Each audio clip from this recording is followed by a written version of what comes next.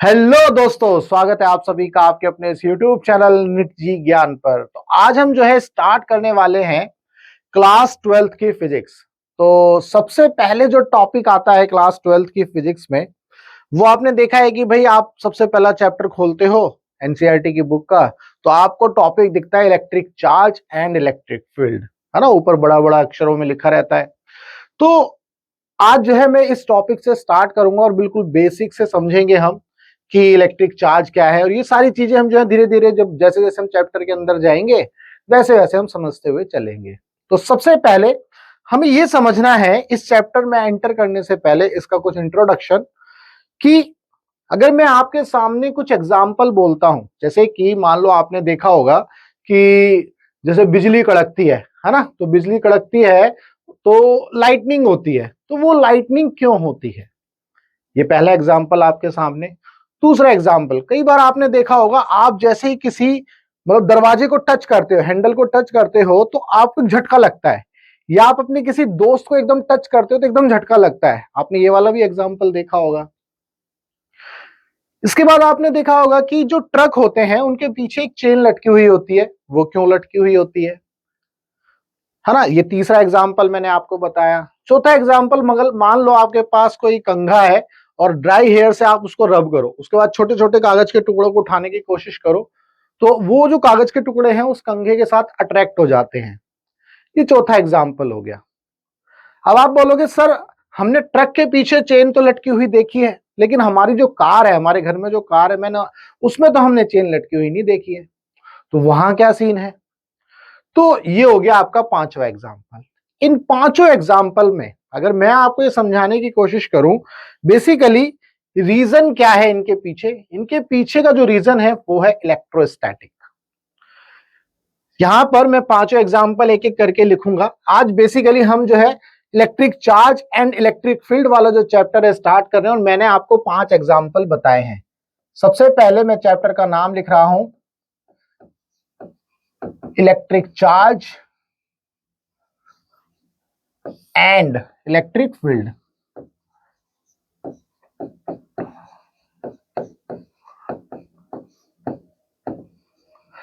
अब electric charge and electric field में जैसा कि मैंने आपको बताया, पहला एग्जांपल आपके सामने बोला था क्या भाई, लाइटनिंग वाला, है ना।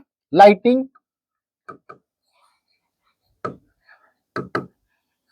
लाइटनिंग का एग्जांपल बोला। उसके बाद दूसरा एग्जांपल कौन सा बोला, स्पेलिंग थोड़ी सी देख लेना लाइटनिंग की।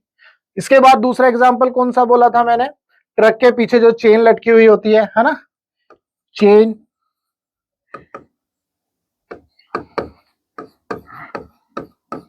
इसके बाद कौन सा एग्जांपल बोला था मैंने, जब आप किसी भी मेटल के कंडक्टर को टच करते हो या कभी अपने दोस्त को हाथ मिलाते हो तो आपको एक झटका लगता है ना, शॉक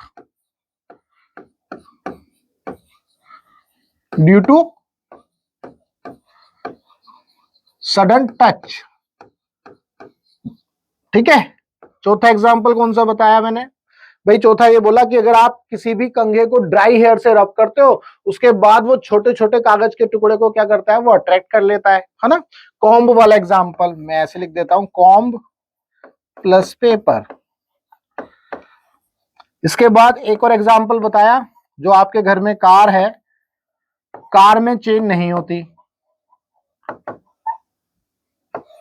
मतलब कोई चेन नहीं होती कार में। हम ट्रक में पढ़ते लेकिन कार में नहीं पढ़ते। ये पांचों एग्जाम्पल मैंने आपको बताए। इन सभी पांचों एग्जाम्पल में अगर आप ये समझने की कोशिश करो कि हम ये क्यों समझते हैं, मतलब यहां पर जो रोल है वो किसका है, इलेक्ट्रोस्टैटिक का। किसका रोल है, इलेक्ट्रोस्टैटिक का। आपने बादलों में मतलब बिजली कड़कते हुए देखिए, इलेक्ट्रोस्टैटिक की वजह से होती है। चेन इन ट्रक, ट्रक के नीचे जो चेन होती है वो इसलिए होती है, जब ट्रक रोड पर चलता है तो टायर और रोड के बीच में फ्रिक्शन आता है। उस फ्रिक्शन की वजह से जो जो टायर हैं ट्रक के, वो क्या हो जाते हैं, चार्ज हो जाते हैं। जैसे ही चार्ज हो जाएंगे तो हो सकता है आग लग सकती है ना। तो जब वो चार्ज हो जाते हैं, चार्ज होने से वो जो चार्ज है ट्रक की बॉडी में जा सकता है। जैसे कि मान लो आपने ये वाला जो सीन है उसमें जरूर देखा है, जो फ्लेमेबल ट्रक होते हैं जिसमें मान लो गैस जा रही होती है या पेट्रोल या डीजल जाता है, उन वाले ट्रक्स में ये जरूर मिलेगा आपको। तो वो आग को बचाने के लिए तो हम क्या करते हैं, वो चेन को लगा देते हैं। अब चेन क्या करती है, वो अर्थ से टच कर रही होती है ना। जैसे मान लो ये आपकी ट्रक की बॉडी है और ये वाले पहिए, और यहां से हमने एक चेन लटका दी और ये क्या करती है, इस अर्थ को टच करती हुई रहती है।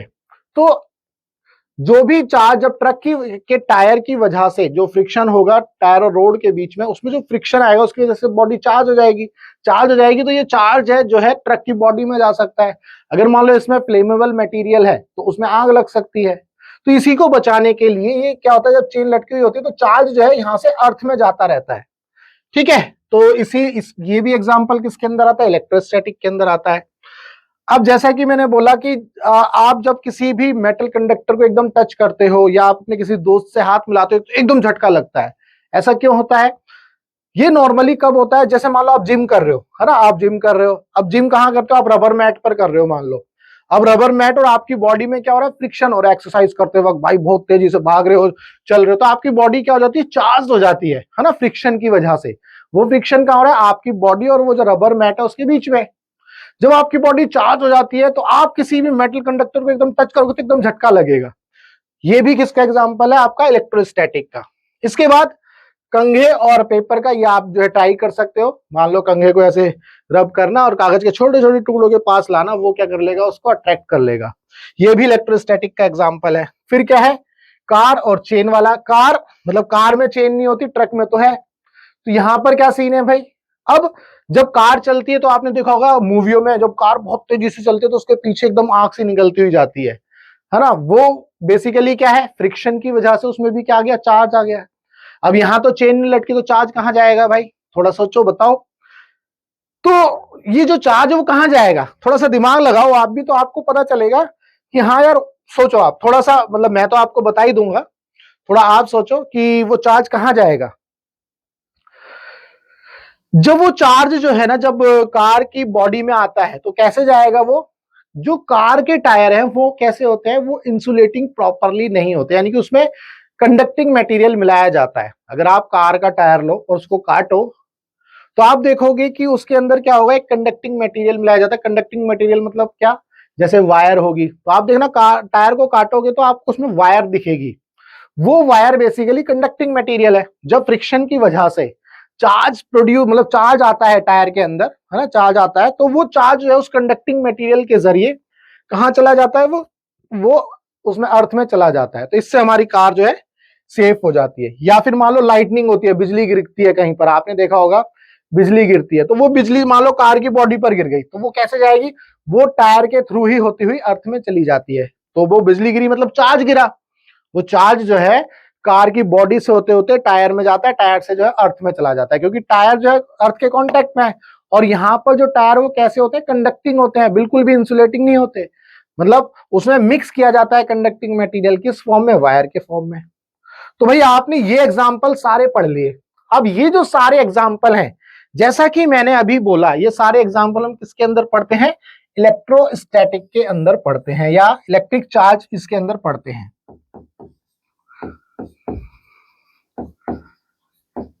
तो उम्मीद करता हूं आपको ये एग्जाम्पल सारे पता चल गए कि इलेक्ट्रोस्टैटिक के अंदर हम ये सारे एग्जाम्पल समझ सकते हैं। भाई अब ये इलेक्ट्रोस्टैटिक क्या है, तो अब हमें इलेक्ट्रोस्टैटिक समझना है। तो सबसे पहले हम इलेक्ट्रोस्टैटिक को समझने की कोशिश करेंगे। तो इलेक्ट्रोस्टैटिक जो है बेसिकली फिजिक्स का पार्ट है, जिसके अंदर हम चार्ज को किसमें पढ़ेंगे, रेस्ट में। तो जब चार्ज मोशन में होगा तो उसको क्या बोलेंगे, और जब चार्ज एक्सीलरेट करेगा तो उसको क्या बोलेंगे। तो इसका मतलब इलेक्ट्रोस्टैटिक भी किसी चीज का पार्ट है। तो यहां पर इसको ऐसे समझ सकते हैं, मान लो मैंने लिखा इलेक्ट्रोमैग्नेटिज्म, इलेक्ट्रोमैग्नेटिज्म, इलेक्ट्रोमैग्नेटिज्म। इलेक्ट्रोमैग्नेटिज्म क्या है, इलेक्ट्रोमैग्नेटिज्म के तीन पार्ट हैं जी।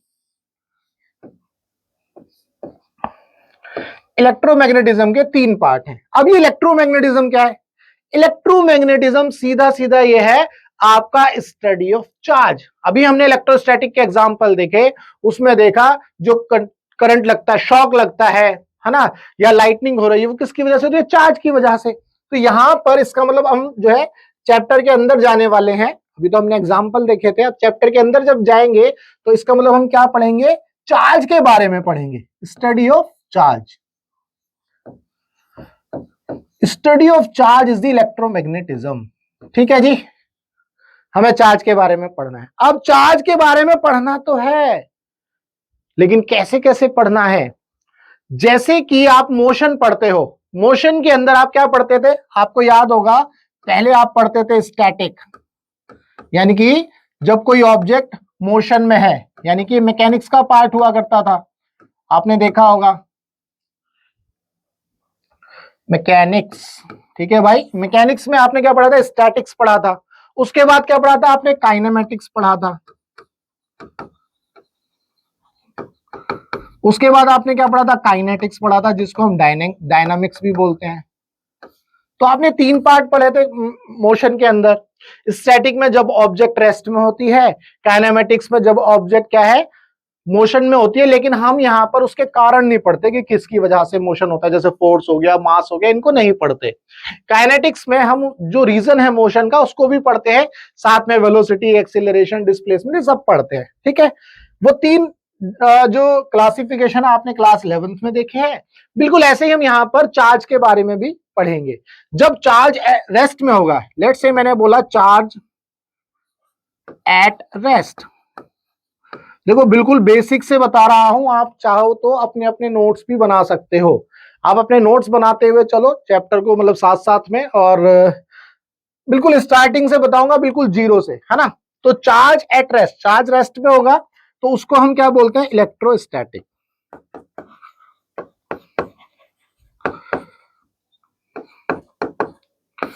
ठीक है जी, इसके बाद दूसरा क्या है, चार्ज जब मोशन में होगा। अब चार्ज जो है 2 तरह से मोशन में होगा। कैसे, चार्ज जब मोशन में होगा तो उसको हम बोलेंगे इलेक्ट्रोडायनामिक्स, इलेक्ट्रोडायनामिक्स, यानी कि अब चार्ज जो है किसमें है, मोशन में। इसके अंदर हम क्या क्या पढ़ते हैं, अच्छा यहाँ इलेक्ट्रोस्टैटिक में क्या पढ़ेंगे हम, अगर मैं आपको ये बताऊं, हम इलेक्ट्रोस्टैटिक में जो पढ़ेंगे, जैसे कि आपने इलेक्ट्रिक फील्ड पढ़ा,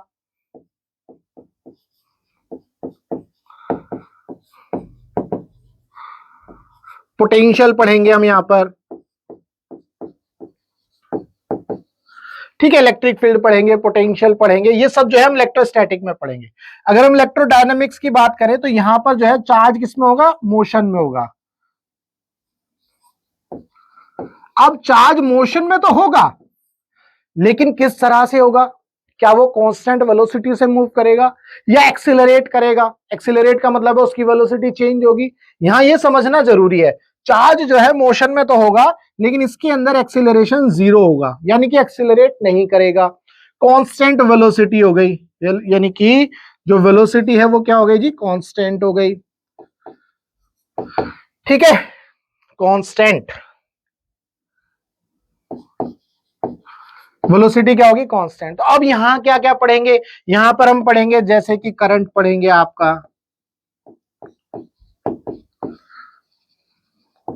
और क्या पढ़ेंगे, मैग्नेटिक फील्ड पढ़ेंगे,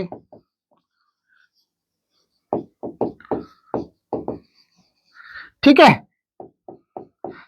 एसी पढ़ेंगे, डीसी पढ़ेंगे, ये सब जो है हम इलेक्ट्रोडायनामिक्स में पढ़ने वाले हैं। एसी, डीसी, करंट के बारे में पढ़ेंगे, मैग्नेटिक इफेक्ट ऑफ करंट पढ़ेंगे, ये सब इलेक्ट्रोडायनामिक्स में पढ़ेंगे। चूंकि यहां पर एक्सीलरेशन 0 है, वेलोसिटी कांस्टेंट है, तो यहां करंट पढ़ने वाले हैं, मैग्नेटिक इफेक्ट ऑफ करंट पढ़ेंगे, एसी पढ़ेंगे, है ना, अल्टरनेटिंग करंट चैप्टर है, वो सब पढ़ेंगे। तो तीसरा जो है वो क्या है, EM wave, electromagnetic wave, electromagnetic wave. इसमें क्या होगा, जब चार्ज जो है आपका क्या होगा, एक्सीलरेट करेगा, यानी कि एक्सीलरेशन 0 नहीं होगा, तो इस केस में आप क्या पढ़ोगे, इलेक्ट्रोमैग्नेटिक वेव। इलेक्ट्रोमैग्नेटिक वेव मतलब कि आपका जो चार्ज पार्टिकल जब एक्सीलरेट करता है तो क्या बनाती है, वेव बनती है, तो उसे हम क्या बोलते हैं, इलेक्ट्रोमैग्नेटिक वेव। ठीक है जी, तो जैसा कि मैंने बोला यहाँ पर एक्सीलरेशन 0 नहीं होगा या कांस्टेंट नहीं होगा, मतलब एक्सीलरेशन 0 नहीं है, यहाँ एक्सीलरेशन मिलेगा आपको, कांस्टेंट होगा, तो एक वेव बनती है। अगर मैं आपको बनाऊंगा वेव, कुछ इस तरह से वेव बनेगी, ठीक है।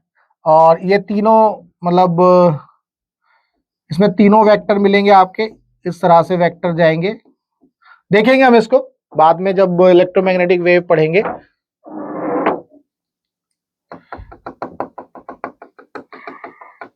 तो इसमें जो है हमारा प्रोपेगेशन होता है दो, मतलब इस तरह से, है ना। एक डायरेक्शन में इलेक्ट्रिक फील्ड होगा, एक डायरेक्शन में मैग्नेटिक फील्ड होगा और एक डायरेक्शन में प्रोपेगेशन होगा। ठीक है, तो ये वेव पढ़ते हैं हम इलेक्ट्रोमैग्नेटिक वेव के अंदर।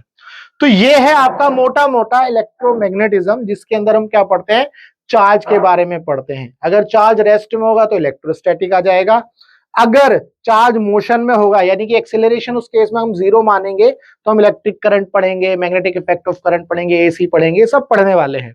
इसके बाद अगर चार्ज एक्सेलरेट करता है तो हम क्या पढ़ते हैं, इलेक्ट्रोमैग्नेटिक वेव।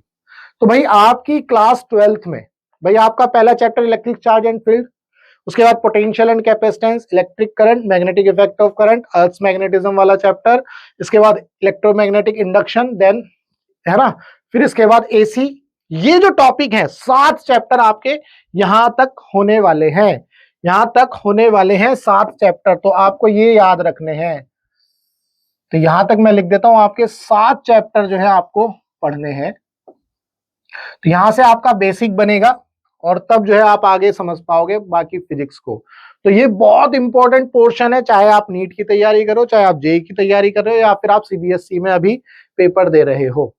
ये टॉपिक बहुत इंपॉर्टेंट है, आपको इनके बेसिक्स पता होने चाहिए। तो ये था इलेक्ट्रोमैग्नेटिज्म, जिसमें मैंने बोला इलेक्ट्रोस्टैटिक पढ़ा अभी हमने। अब हम जो है, हमने पहले क्या देखा, मैंने आपको बहुत सारे एग्जांपल बताए इलेक्ट्रोस्टैटिक के, उसके बाद मैंने बताया इलेक्ट्रोस्टैटिक है क्या बेसिकली। ठीक है, अब इसका मतलब यह है कि चार्ज की वजह से वो सारे एग्जांपल थे। अब चार्ज को हम पढ़ेंगे रेस्ट में, यानी कि इलेक्ट्रोस्टैटिक में आ गए, हम चार्ज को पढ़ेंगे किसमें, रेस्ट में।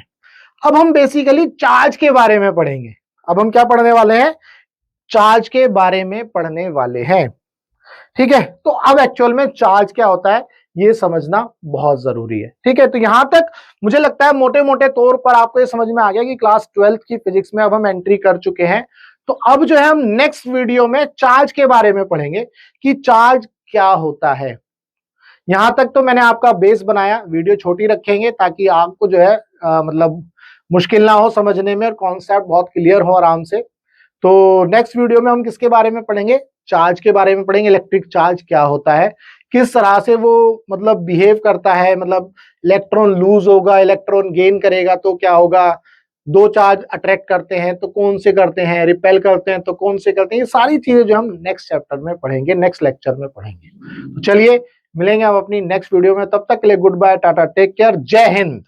एक और बात भाई, अगर आपका फिजिक्स में कोई भी डाउट है तो आप अपना डाउट इस नंबर पर व्हाट्सएप कर सकते हो। देखो हमारा मकसद है टीच फ्री फॉर इंडिया, यानी कि हमें भारत के लिए, इंडिया के लिए फ्री पढ़ाना है, हमारा मिशन है। तो आप इंडिया के किसी भी कोचिंग सेंटर में पढ़ दो, चाहे अड्डा में, चड्डा में, गड्ढा में, फड्डा में, टीडब्ल्यू में, पीडब्ल्यू में, कहीं भी, और आपका फिजिक्स के अंदर कोई डाउट ऐसा है जो सॉल्व नहीं हो रहा है, आपको समझ में नहीं आ रहा है, तो आपको बस यही करना है, आपको अपना डाउट इस नंबर पर व्हाट्सएप करना है, या आप हमें इंस्टाग्राम पर भी अपना डाउट भेज सकते हैं। हम आपके डाउट का बेस्ट वीडियो सॉल्यूशन आपको बना करके देंगे। तो चलिए मिलेंगे हम अपनी नेक्स्ट लेक्चर में।